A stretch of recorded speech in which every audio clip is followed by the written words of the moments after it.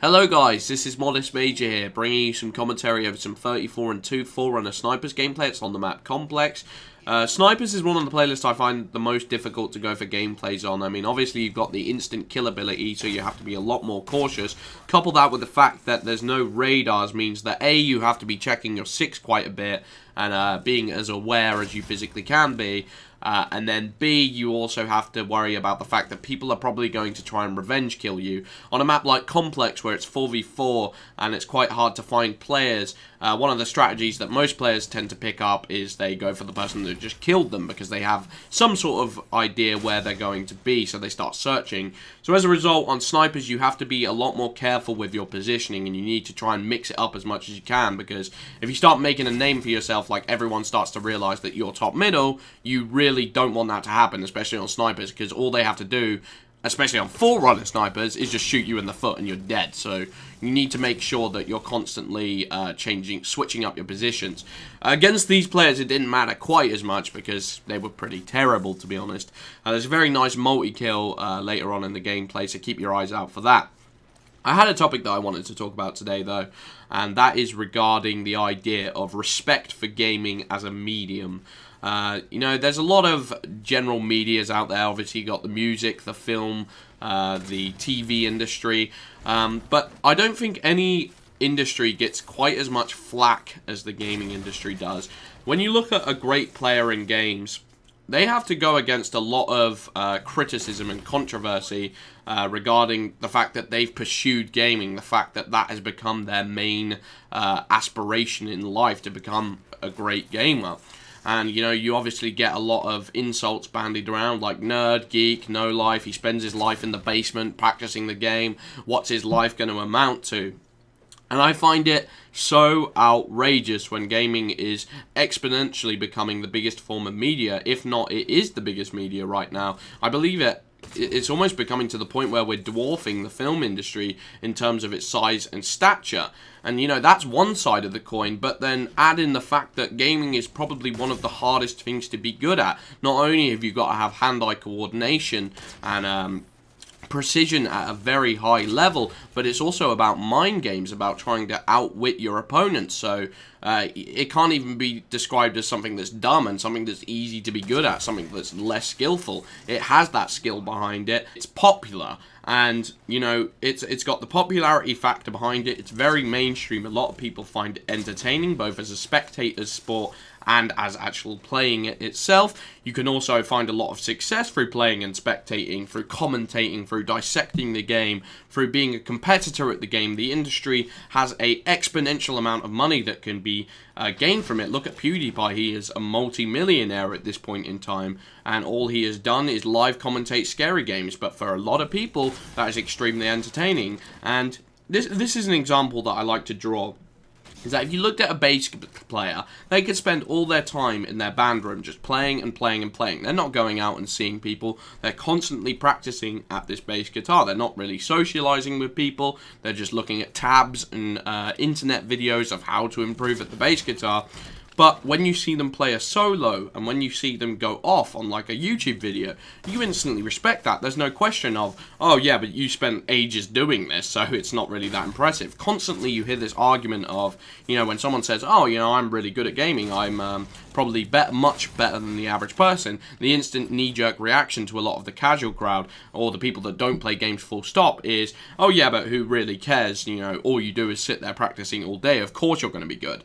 You never say that about a guitarist, you never say that about a singer who has an incredible voice, even though no doubt they spent a lot of their time training and practicing to be the best, because dedication is something that should be rewarded, regardless of whether you enjoy that gaming or sport yourself. It's not up to you to decide that. You know, it's a talent. It's a talent, and it should be fostered, and it should be admired. And I just don't get why.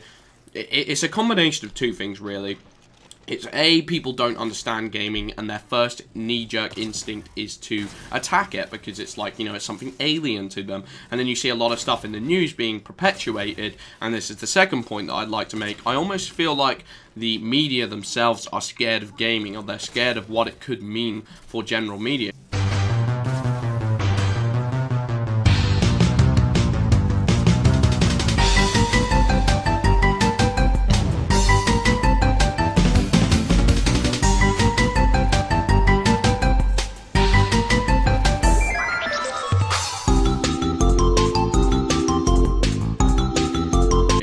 gaming is pretty much destroying film industry right now. I believe it's almost starting to dwarf it in terms of just how much money that can be made in the gaming industry. Obviously, you've got the mega blockbusters like the Call of Duties, the Halos, selling exponentially large amount of cash, and it just seems to keep increasing. There's no stopping this train. And, you know, people don't like that fact. People, think about their kids getting absorbed with the games, even though a lot of the time it's the parents' responsibility to cut down. Just because you don't understand gaming and don't enjoy it doesn't mean that you can't set rules and regulate. It's not like gaming is some sort of hypnotist that freaking tricks your children into doing horrible, horrible things. No, it's your parents' responsibility. You say, when you do your chores, when you finish what you've done, then you can have your time on gaming. Then you can have your free time. We all know that a lot of people have become better at problem solving, hand-eye coordination, and a lot of the time confidence. You know, people get a confidence boost from becoming a part of the gaming community and being fairly popular with it. I know I've benefited from it massively. Before I played games and before I met the people that I've met and made a lot of the YouTube videos that I made, I was probably a nervous wreck, to be honest. Like, I definitely had a lot of anxiety problems, but I've become a better speaker as a result. I've become a lot better at analysis and being less biased. My vocabulary has increased, and I honestly think that a lot of this has come down to gaming. I mean, obviously, for me as a kid, when I used to watch sports, you know, I used to look at football and rugby and all these games, and I used to think, yeah, they're entertaining to some extent, but could I really see myself watching this for a long time?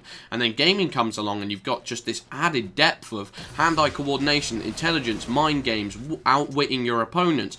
And whenever a team wins, it always feels like it's a fair win. Whereas in stuff like mainstream sports, you know, you've got so much money involved in the buying and selling of players, and then you've got the outdated systems of referees and linesmen, that it never really captured my attention in the way that gaming did. And for people to just frown upon it and look down upon it, I honestly think it's just what the media wants people to do. I feel like you're just being a slave to the media, because, you know, the media want gaming to fail. They really do. Like, I feel like if they had a way to make it happen, they probably would, because the film industry and the TV industry is just going to find itself slipping and slipping the further gaming comes along, because gaming just does something that TV can't. You know, TV, you are in a vegetative state when you're watching it. You're just watching it. You're sitting as a couch potato and there's no level of interaction going on. Whereas gaming, you are able to transcend that media. You become a part of the story, the game.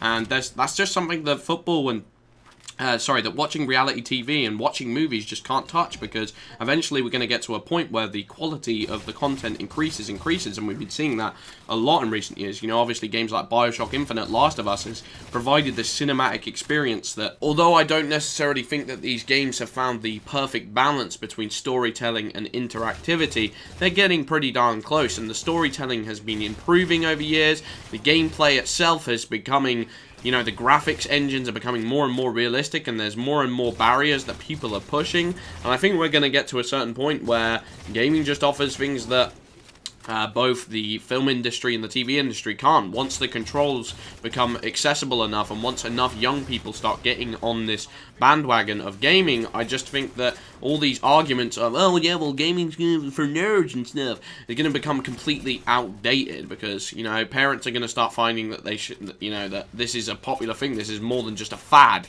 and they're going to find out that, you know, they just need to start regulating their players' time, and they're going to have a great time with it. And there's going to be a lot of people who become lifetime gaming fans. You know, I'm one of those people, and I'm sure a lot of you guys think that you're not ever going to be ready to give up gaming. I will at least be watching some sort of competitive gaming, because it's better than TV for me. When I watch gaming content on YouTube, I don't watch TV anymore. I have no reason to, because there's so much more depth and excitingness to it. Excitingness? What am I talking about?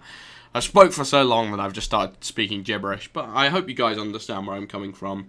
I have been Modest Major. The second gameplay was an Onyx Ricochet gameplay, 19-1, not too special. I didn't realise this commentary was going to go on so long, so I just added it in. But I hope you guys enjoyed watching the commentary. Peace out.